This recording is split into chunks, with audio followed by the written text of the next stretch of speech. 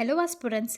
So, ఇప్పుడు మనము general ఫారెస్ట్రీకి సంబంధించిన previous year questions APPSC conduct చేసిన ప్రీవియస్ ఇయర్ క్వెషన్ పేపర్స్ అనేవి డిస్కస్ చేస్తున్నాము.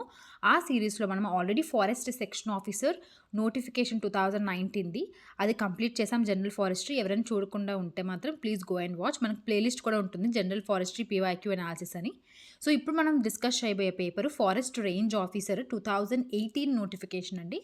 సో, ఈ జనరల్ ఫారెస్ట్రీ పీవైక్యూస్ అనేవి మనకి ఒక్క ఫారెస్ట్ సెక్షన్ ఆఫీసర్‌కే కాదు, రాబోయే ఫారెస్ట్ రేంజ్ ఆఫీసర్ గానీ, అసిస్టెంట్ కన్జర్వేటర్ గానీ, ఇట్లా డిఫరెంట్ ఫారెస్ట్ ఎగ్జామ్స్‌కి ఉపయోగపడుతుందని చెప్పి, మనం ఒక ప్లేలిస్ట్ క్రియేట్ చేసి పెట్టుకుంటే అవి ఎప్పటికైనా ఉపయోగపడతాయి. ఓకే. అందుకని ఒకటి ఒకటి చేస్తున్నాను. నాట్ జస్ట్ ఫర్ మన సిలబస్‌లో ఏముంది, సిలబస్‌లో ఏం లేదు అని కాకుండా, ఫారెస్ట్ సెక్షన్ ఆఫీసర్‌కే ఎక్స్‌క్లూజివ్‌లీ కాకుండా, రిమైనింగ్ ఎగ్జామ్స్‌కి కూడా ఫ్యూచర్ పర్పస్ పైన మొత్తం ఫారెస్ట్రీ క్వెషన్స్ అన్నీ కూడా ఒకసారి డిస్కస్ చేద్దామండి. ఓకేనా?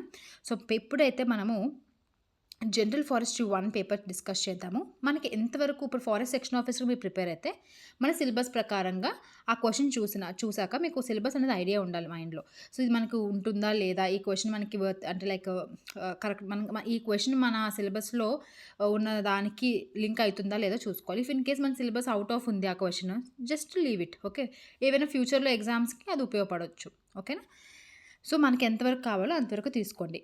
ఇప్పుడు చేస్తున్న జనరల్ ఫారెస్ట్రీ పీవైక్యూస్ ఎనాలిసిస్‌లో. ఓకే. సో, ఫస్ట్ క్వెషన్ వచ్చేసరికి who proposed the classification of organisms into 3 domains. మనకి CR Woese, O Kandler and ML Wheelis వీళ్ళు ముగ్గురు కూడా 3 డొమైన్స్ కింద ఆర్గానిజమ్స్‌ని క్లాసిఫై చేశారు. అట్లా మనకి 5 డొమైన్స్ కింద క్లాసిఫై చేసిన సైంటిస్ట్ కూడా ఉంటారు. మీకు తెలిస్తే మనకి కామెంట్ సెక్షన్‌లో చెప్పండి. కార్ల్ లిన్నెయస్ గురించి మనం చెప్పుకున్నాం. Is called as father of binomial nomenclature. So, binomial classification. ఇట్లా కొన్ని నాకు తెలిసి మనము ఫారెస్ట్ సెక్షన్ ఆఫీసర్‌లో కూడా క్లాసిఫికేషన్ గురించి చదువుకున్నాం. ఓకే. సో, ఈ క్వెషన్ బట్టి మనకేం అర్థం అవ్వాలి అంటే క్లాసిఫికేషన్ అనే మనకి ఏదైనా టాపిక్ సిలబస్‌లో ఉందంటే దాని యొక్క సైంటిస్ట్‌లు కూడా మనం చదువుకోవాలి. Okay. Second question. Bamboo belongs to which plant family? Bamboo చాలా important. Okay. It belongs to a grass family called as Poaceae family. మనకి ఈవెన్ రైస్ మనం తినే రైస్ కూడా పోయేసీ ఫ్యామిలీనే. Okay. Next question number 3. The International Code of Nomenclature for Algae, Fungi, Plants adopted in the year 2017 is also known as Shenzhen Code. Okay, ఏం code అండి? It is the Shenzhen Code. Next, herbicides are used to kill. చాలా simple question. అంటే ఏంటి? Herb అంటే ఏంటి? ఒక చిన్న plant. Sides అంటే ఏంటి? చంపడం. ఓకే. సో, హెర్బిసైడ్ అంటే it is killing of undesirable plants. They are called as weeds. వాటిని చంపితే మనం హెర్బిసైడ్స్ అంటాం. అదే ఫంగస్‌ని చంపితే ఫంగిసైడ్. ఇన్సెక్ట్స్‌ని చంపితే ఇన్సెక్టిసైడ్ ఆర్ పెస్టిసైడ్. ఓకే. అలా బ్యాక్టీరియాకైతే యాంటీబయోటిక్స్ ఉంటాయి. అలాంటివి కూడా చూసుకోవాలి. Next, Rhizophora species are characteristics of which kind of forest type? అసలు రైజోఫోరా అనగానే రైజోఫోరా గానీ అవిసీనియా మనం డిస్కస్ చేసాం. మనం ఫారెస్ట్ సెక్షన్ ఆఫీసర్ ప్రిలిమ్స్ రివిజన్‌లోని మనం వీటి గురించి కూడా డిస్కస్ చేసాం. కొన్ని స్పీషీస్ గురించి అక్కడ చెప్పాను. సో, మనకి మ్యాంగ్రోవ్స్ అనేవి రైజోస్పొరా స్పీషీస్ అనగానే మనకి మ్యాంగ్రోవ్స్ అనేవి గుర్తు రావాలి. మనకి మ్యాంగ్రోవ్స్‌లో మనకి ఈవెన్ మన ఆంధ్రాలో కూడా మ్యాంగ్రోవ్ సిస్టమ్ ఉంది. ఎక్కడుందో తెలిస్తే కామెంట్ సెక్షన్‌లో చెప్పండి. పిచ్చావరం మ్యాంగ్రోవ్స్ చాలా ఇంపార్టెంట్. అవి తమిళనాడులో ఉన్నాయి. అలాగే మనకి సుందర్బన్స్ మొత్తం కూడా మ్యాంగ్రోవ్ ఎకోసిస్టమే. ఓకే. సో, ఇట్లా అన్నీ కూడా మనం లింకప్ చేసుకోవాలి. Next question number 6. Flowers that are pollinated by bees are known as melittophily. Okay. Melittophily అంటే ఏంటి? దే ఆర్ బై బీస్. వీటి గురించి కూడా నేను చెప్పాను. మనకి ప్లాంట్ సైన్స్‌లో పాలినేషన్ గురించి డిస్కస్ చేస్తున్నప్పుడు ఫారెస్ట్ సెక్షన్ ఆఫీసర్‌లో మనము వీటి గురించి డిస్కస్ చేసాం. అలాగే చిరోప్తెరాఫిలీ అంటే బ్యాట్స్ ద్వారా పాలినేట్ అయితాయి. అలానే మనకి ఆర్నిథోఫిలీ అంటే ఏంటి? బర్డ్స్. ఆర్నిథాలజీ అంటే స్టడీ ఆఫ్ బర్డ్స్. సో, ఆర్నిథోఫిలీ అంటే బర్డ్స్ ద్వారా మనకి పాలినేషన్ జరుగుతుంది. దాన్ని మనం ఆర్నిథోఫిలీ అంటాం. మయోఫిలీ అంటే ఏంటి? కామెంట్ సెక్షన్‌లో కామెంట్ చేయండి. The scientific name of Asian rice is Oryza sativa. మనకి డిఫరెంట్ రైస్ ఉంటాయి. ఏషియన్ రైస్, ఆఫ్రికన్ రైస్ అని. అట్లా మనకి ఏషియన్ రైస్ అయితే Oryza sativa. Next question. Pusa Shyamala, Pusa purple long, Pusa purple cluster are the varieties of which vegetable? ఇవన్నీ కూడా బ్రింజాల్‌కి అండి. సో, జస్ట్ గుర్తుపెట్టుకోండి. బికాజ్ చాలా వెరైటీస్ ఉంటాయి. అన్నీ చదవడం చాలా కష్టం. బట్ ఇలాంటి ఎగ్జామ్స్‌లో వచ్చినవి ఇంకొంచెం ఇంపార్టెంట్‌వి వెరైటీస్ అనేవి మనం గుర్తుపెట్టుకోవాలి. How many agroclimatic zones are there in India? చాలా ఇంపార్టెంట్ క్వెషన్ ఇది కూడా. Very basic question. మనకి 15 అగ్రోక్లైమాటిక్ జోన్స్ అనేవి ఉన్నాయి. ఒక్కసారి తెలియకపోతే వెళ్ళి గూగుల్ చేయండి. అట్‌లీస్ట్ 15 అగ్రోక్లైమాటిక్ జోన్స్ ఏంటి? ఒక్కసారి ఆ 15 జోన్స్ కూడా ఒకసారి చూసుకోవాలి. అలానే మనకి ఆంధ్రప్రదేశ్ అనేది ఏ అగ్రోక్లైమాటిక్ జోన్ కింద వస్తుందో కూడా కమెంట్ సెక్షన్‌లో కమెంట్ చేయండి. Next question, bromelain is an enzyme found in which fruit? Pineapple. పైనాపిల్‌లో ఈ ఇంపార్టెంట్ ఎంజైమ్ ఉంటుందండి. And pineapple is also belongs to Bromeliaceae family if I am not wrong. Okay. అట్లా మనకి హార్టికల్చర్ ఉంది, ఫారెస్ట్ సెక్షన్ ఆఫీసర్ కూడా. So దాంట్లో కొన్ని ఇలాంటివి కూడా కవర్ అయ్యే అవకాశం ఉంటాయి. The scientist at Assam Agricultural University has recently achieved a significant breakthrough in which of the following area? I think it's a current affair oriented, so it's not that important. Okay, next. How many biogeographic zones are there in India? 10 ఉన్నాయి. ఇందాక చదువుకునేవి ఏంటి? 15 Jones అగ్రోక్లైమాటిక్ Jones. దానిలో మళ్ళీ సబ్సెక్షనే బయోజియోగ్రాఫిక్ Jones. అవి 10 ఉన్నాయి. Okay. Which of the following is an example of ex situ conservation? మనం ex situ in situ conservation గురించి revision క్లాసెస్లో చూసుకున్నాం ఎఫ్ఎస్ఓ ఎగ్జామ్కి. సో మనకు చాలా ఇంపార్టెంట్ అండి, యూపీఎస్సీకి కానీ ఎఫ్ఎస్ఓకి కానీ ఎఫ్ఆర్ఓకి కానీ ఇవన్నీ కన్జర్వేషన్కి చాలా important. So national parks, wild life sanctuaries, sacred groves ఇవన్నీ కూడా ఇన్సిటు కన్జర్వేషన్కి ఎగ్జాంపుల్స్. జూ అనేది ఎక్సిటు కన్జర్వేషన్కి ఎగ్జాంపుల్స్. జూ కానీ, నెక్స్ట్ సీడ్ బ్యాంక్స్ కానీ, జీన్ బ్యాంక్స్ కానీ ఇవన్నీ కూడా ఏంటి? ఎక్సిటు కన్జర్వేషన్కి examples. The pangolins are among the most trafficked mammals in the world and killed for their. అవి దాటిపైన స్కేల్స్ ఉంటాయి. ఓకే. సో ఆ స్కేల్స్కి మెడిసినల్ ప్రాపర్టీస్ ఉన్నాయన్నమాట చైనీస్ మెడిసిన్ ప్రకారంగా. సో వాళ్ళ యొక్క ట్రెడిషన్ ప్రకారంగా ఈ స్కేల్స్కి చాలా ఇంపార్టెన్స్ ఉంది కాబట్టి ఎక్కువగా ట్రాఫికింగ్ చేసి చంపేస్తూ ఉంటారు. అండ్ మీకు తెలియకపోతే ప్యాంగోలిన్స్ గురించి ఒక్కసారి ప్యాంగోలిన్ అని చెప్పి వెళ్ళి గూగుల్ చేయండి. ఆ పిక్చర్ చూడండి, మీకు అర్థమవుతుంది ఎంత డిఫరెంట్గా ఉంటుందో ఆ యానిమల్ అనేది. దాన్ని ఇలా టచ్ చేయగానే అవి ఇలా రౌండ్గా ఒక స్టీల్ బాల్ లాగా చుట్టుకుపోతాయి. ఓకే. దాని ఒక డిఫెన్స్ మెకానిజం అది. సో వెరీ ఇంపార్టెంట్ అనమాట ఇది. Next, community A.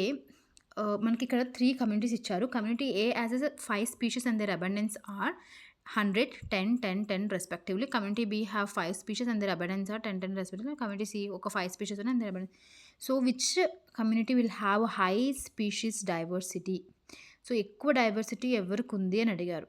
So abundance and so జనరల్గా కొంచెం ఇది ఒక ఫార్ములా ఉంటుందండి, దాన్ని బట్టి చెప్పొచ్చు. ఇప్పుడు ఇన్ కేస్ మనకి కమ్యూనిటీ ఏలో ఒక 7 స్పీషీస్ ఇచ్చి, బీలో ఒక 50 ఉండి, సిలో ఒక 100 స్పీషీస్ ఉంటే అప్పుడు ఎక్కువ డైవర్సిటీ ఎవరికి ఉందంటే 10, 100 ఉన్న స్పీషీస్ అని చెప్పేసాం. కానీ ఇక్కడ ఈక్వల్ స్పీషీస్ ఇచ్చి వాటి యొక్క పాపులేషన్ ఇచ్చాడు. అప్పుడు మనము ఏ పాపులేషన్ కూడా ఎక్కువ ఉండకూడదు, ఎక్కువ ఉంటే అది డామినేట్ చేసేస్తున్నట్టే. సో ఈక్వల్గా ఉన్నదాన్ని చూసుకుని అది ఎక్కువగా డైవర్సిటీ ఉందని చెప్పుకోవచ్చు అనమాట. సో ఐ థింక్ ఇలాంటి క్వశ్చన్స్ ఇప్పుడు రాకపోవచ్చు, ఒకప్పుడైతే ఇలాంటి క్వశ్చన్ కూడా అడిగారు. Which of the following is not a plant growth promoter? Plant growth promoter కాంది ఏంటి అని అడిగారు. ఆక్సిన్స్ కానీ, జిబర్లిక్ యాసిడ్స్ కానీ, జిబర్లిన్స్, సైటోకైనిన్స్ ఇవన్నీ కూడా మనకి ప్లాంట్ గ్రోత్ ప్రమోటర్సే. ఒకటి రూట్ని ప్రమోట్ చేస్తుంది, ఇంకోటి షూట్ ప్రమోట్ చేస్తుంది. ఓకేనా. సెల్ గ్రోత్ని ప్రమోట్ చేస్తే వీటికి ఇంపార్టెన్స్ అండి. వీటి మన రివిజన్ క్లాస్లో కూడా ఆక్సిన్స్, జిబర్లిన్స్, సైటోకైనిన్స్ గురించి మనం డిస్కస్ చేసాము. సో ఒకసారి చూసుకోండి. సో అబెసిసిక్ యాసిడ్ ఏదైతే ఉందో it is not a plant growth promoter. అది ఏం చేస్తుంది? ప్లాంట్ గ్రోత్ ఇన్హిబిటర్ అబెసిసిక్ యాసిడ్ అనేది. చాలా ఇంపార్టెంట్. ఇవన్నీ కూడా హార్మోన్స్, ప్లాంట్ హార్మోన్స్ ఇవన్నీ. ఓకేనా. వీటి గురించి కూడా మనం చూసుకోవాలి, బికాస్ ప్లాంట్ సైన్స్లో మనకి ఎక్స్క్లూజివ్గా మెన్షన్ చేస్తారు వీటి గురించి. ఆ process in which milk is treated with mild heat usually to less than 100 degrees centigrade to eliminate pathogens and to extend the shelf life is called. మనం చిన్నప్పటి నుంచి చదువుతాం పాస్చరైజేషన్ అనేసి. సో ఎందుకు? బికాస్ దాంట్లో ఉన్న ఏమైనా హార్మ్ఫుల్ బ్యాక్టీరియా లాంటివి చంపేస్తూ ఉంటుంది. When we are usually 100 degrees centigrade దగ్గర మనం దాన్ని ట్రీట్ చేసినప్పుడు, హీట్ చేసినప్పుడు. ఓకేనా. దానివల్ల ఏమవుతుంది? దాని యొక్క షెల్ఫ్ లైఫ్ కూడా ఇంక్రీజ్ అయ్యి ఎక్కువ కాలం అవి నిల్వ ఉంటాయి మిల్క్ అనేది. సో పాస్చరైజేషన్ అంటే అది. Okay. Next question 19th. Which of the following is not a macronutrient? వీటి గురించి కూడా మనం న్యూట్రియంట్స్ గురించి డిస్కస్ చేసినప్పుడు చెప్పాను. మ్యాక్రోన్యూట్రియంట్స్, మైక్రోన్యూట్రియంట్స్ అని 2 ఇంపార్టెంట్ ఉంటాయి. సో మ్యాక్రోన్యూట్రియంట్స్ అంటే nitrogen, phosphorus, magnesium, calcium, potassium, NPK, calcium, magnesium, sulphur ఇవన్నీ కూడా మ్యాక్రోన్యూట్రియంట్స్ అండి. So manganese is a micronutrient. Okay. అది అలాగే మిగతా మైక్రోన్యూట్రియంట్స్ కూడా ఒకసారి చూసుకోండి తెలియకపోతే. Inhibition of primary root growth in plants is often associated with the deficiency of. మనకి రూట్ అంటేనే ఫాస్ఫరస్ గుర్తు రావాలి, బికాస్ రూట్ గ్రోత్కి ఫాస్ఫరస్ అనేది చాలా ఎక్కువ హెల్ప్ చేస్తూ ఉంటుంది. సో ఎప్పుడైతే నీకు రూట్ గ్రోత్ అని తక్కువ ఉంది అంటే దాని అర్థం ఏంటి? You are having the deficiency of phosphorus nutrient. Okay. Nitrogen అనేది ఎక్కువ ఏం చేస్తుందంటే ఎక్కువగా వెజిటేటివ్ గ్రోత్ని బాగా ప్రమోట్ చేస్తుంది. పొటాషియం ఏం చేస్తుందంటే డిసీజ్ రెసిస్టెన్స్ని బాగా ఏమంటారు పెంచుతుందన్నమాట. మొక్కల్లో డిసీజెస్కి, పెస్ట్లకి రెసిస్టెంట్గా ఉండడానికి పొటాషియం న్యూట్రియంట్ అనేది చాలా హెల్ప్ చేస్తుంది. Okay. Next, the energy of sunlight is first absorbed by the pigments of the plant. All pigments active in photosynthesis are found in the, so వీటి గురించి కూడా మనం ఆ సెల్ ఆర్గనైజ్ గురించి డిస్కస్ చేసినప్పుడు రివిజన్ సిరీస్లో వీటి గురించి చెప్పాను నేను. ఓకేనా? సో క్లోరోప్లాస్ట్, మనకి క్లోరోఫిల్ అనే ఒక పిగ్మెంట్ ఉంటుందన్నమాట. సో అవి ఈ సన్లైట్ని అబ్జార్బ్ చేసుకొని మనకు ఫుడ్ని తయారు చేస్తాయి, ఫోటోసింథసిస్ని క్యారీ చేస్తాయి. Okay, in 100 grams of banana which mineral is found in the highest quantity, ఎక్కువగా పొటాషియం అనేది మనకి బనానాలో ఎక్కువగా ఉంటుంది అన్నమాట. Okay, next, the phenomenon in which the Corella of a flower opens to expose the stamens and the pistol is called as, దాన్ని మనం ఏమంటాము? చాస్మోగమీ. మనం వీటి గురించి డిస్కస్ చేద్దాం. క్లిస్టోగమీ అంటే ఓపెన్ అవ్వవు, క్లోజ్డ్ కండిషన్లో ఉంటాయి క్లిస్టోగమీలో. చాస్మోగమీలో they open. Okay, they open. మనం ఫ్లవర్ యొక్క స్ట్రక్చర్ గురించి చదవం. పెటల్స్ అంటే ఏంటి, సెపల్స్ అంటే ఏంటి, స్టేమెన్స్ అంటే ఏంటి, యాంథస్ అంటే ఏంటి. ఓకే, అక్కడ మనం పాలినేషన్ టైప్స్ చదివాం. ఓకే, అప్పుడు మనం ఇవన్నీ డిస్కస్ చేసాం. Okay, the transition from a flower to a developing fruit is termed as, ఒక ఫ్లవర్ నుంచి ఫ్రూట్ కింద డెవలప్ అవుతుంది, దాన్ని ఏమంటామంటే it is called as a fruit set. Okay, అది క్వశ్చన్లోనే మనకి ఉంది. Papaya is propagated only through sexual method. మనకి అసెక్షువల్ మెథడ్స్ ద్వారా మనం వాటిని ప్రాపగేట్ చేయలేం, ఓన్లీ ఆ సీడ్ వేస్తేనే మనకి మొక్క వస్తుంది. ఓకేనా? పపాయ అనేది ప్రాపగేషన్ మెథడ్స్లో ఇవన్నీ కూడా వస్తాయి. The method of vegetative plant propagation that encourages adventitious roots to form on stems while they remain attached to the parent or stalk plant is called as layering. వీటి గురించి మనము ప్లాంట్ ప్రాపగేషన్ గురించి కూడా మనం చాలా బాగా రివిజన్ చేసుకున్నామండి. ఎవరైనా చూడుకుంటే ప్లీజ్ గో అండ్ వాచ్. మనకి జనరల్ ఫారెస్ట్రీ అండ్ ప్లేలిస్ట్ ఉంటుంది, you can please go and watch that. 27th question, dash is the in vitro aseptic culture of whole plant under controlled nutritional and environmental conditions is called as tissue culture. Hydroponics అంటే ఏంటి? Only మనకి వాటర్లో మనం దాన్ని grow చేస్తాం. Okay, soilless culture అని కూడా అంటాం. ఓకే, టిష్యూ కల్చర్ అనేది ఏం చేస్తామండి? కంట్రోల్డ్ కండిషన్లోనే మనము దాన్ని ఇన్విట్రో కల్చర్ని ఏమంటాం? క్యాలస్ అని, ఎక్స్ప్లాంట్ అని ఒక పదాలు ఉంటాయి. ఎక్స్ప్లాంట్, క్యాలస్, వీటి గురించి కూడా మనం రివిజన్ చేస్తున్నప్పుడు ఇవన్నీ కూడా మనం వీడియోలో చెప్పుకున్నాం. ఓకే, సో టిష్యూ కల్చర్ అనేది ఒక ఇన్విట్రో అంటే ల్యాబ్ కండిషన్స్లో మనము ఒక ప్లాంట్ స్పీషీస్ అంటే ఎక్స్ప్లాంట్ తీసుకుని దాన్ని కల్చర్ చేస్తాం అసెప్టిక్ కండిషన్స్, అంటే ఎలాంటి ఇన్ఫెక్షన్ లేని కండిషన్స్లో. ఓకే, ఒక కంట్రోల్డ్ ఎన్విరాన్మెంటల్ కండిషన్స్లో మనం గ్రో చేస్తాం. అప్పుడు మనకి ప్లాంట్ వస్తుంది, పెరుగుతుంది. అది పెరిగి ఆ ప్లాంట్ మనం ఫీల్డ్ కండిషన్స్లో మళ్ళీ ప్లాంట్ చేస్తాం. ఓకేనా? Tissue culture. Which of the following is not a technique use to rejuvenate mature plants so that they are more amenable to colonial propagation, low temperature exposure. So which of the following is not a technique used to rejuvenate mature plants? ఏంటి? లో temperature exposure అనేది is not the technique. మహా అయితే high temperature exposure చేస్తారు, కానీ అది బాగా grow అవ్వాలి, రిజ్యూనేట్ అవ్వాలంటే కొంచెం మెటబాలిజం పెరగాలి అంటే హై టెంపరేచర్స్ ఇస్తాం, కానీ లో టెంపరేచర్స్ అయితే ఇవ్వం. Okay, next, pre-germination seed treatment involves soaking hard and impermeable seeds in concentrated what? Sulfuric acid. Okay, pre-germination seed treatment involves you are soaking the hard impermeable seeds, concentrated H2SO4లో మనము soak చేయడం వల్ల ఆ hard seed coat అనేది కరిగిపోయి ఈజీగా మనకి seed అనేది జర్మినేట్ అవుతుంది. దీన్నే మనం స్కారిఫికేషన్ అని కూడా అంటాము.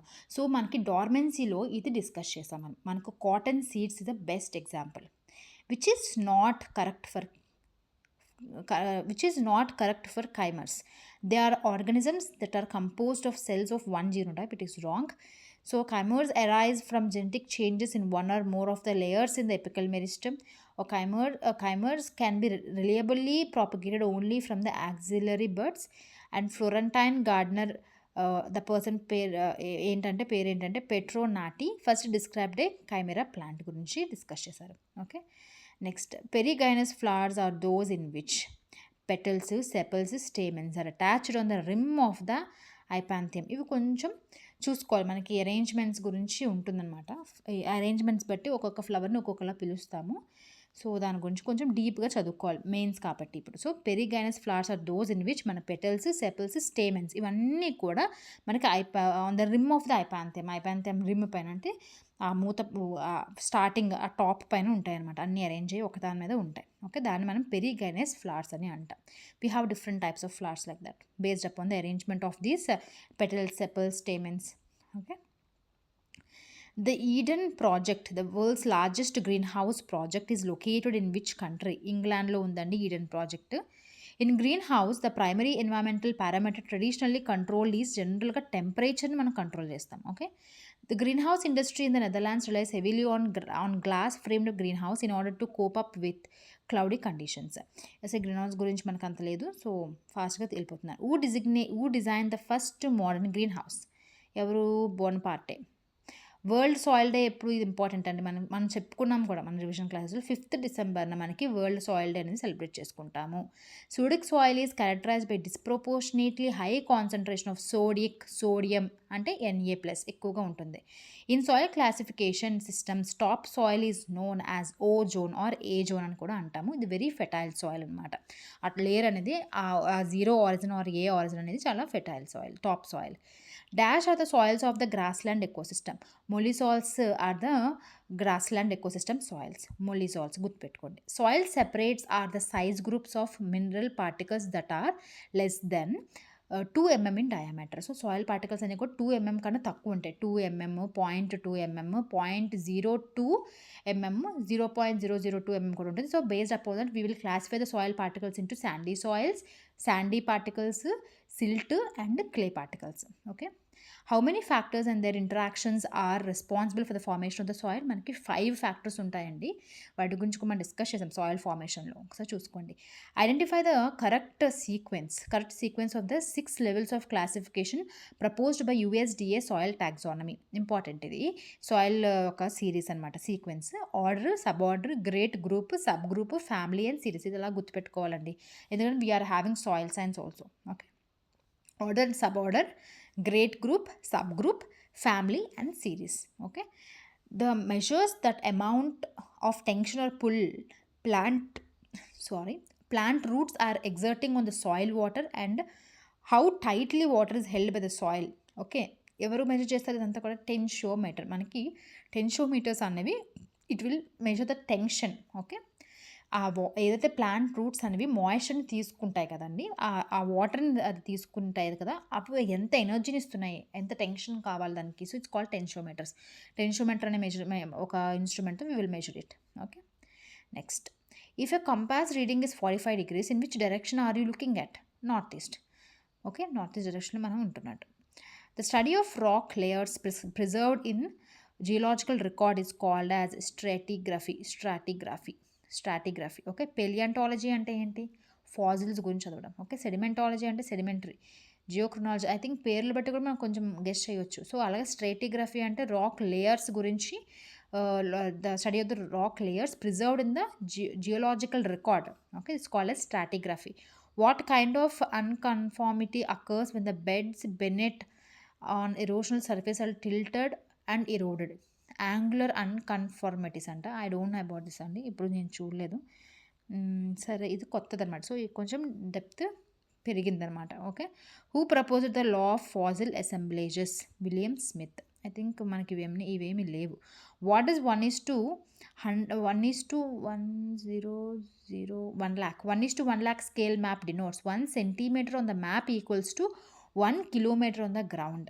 Okay, when 2 or more contour lines merge with each other, they represent features of vertical slopes such as cliff.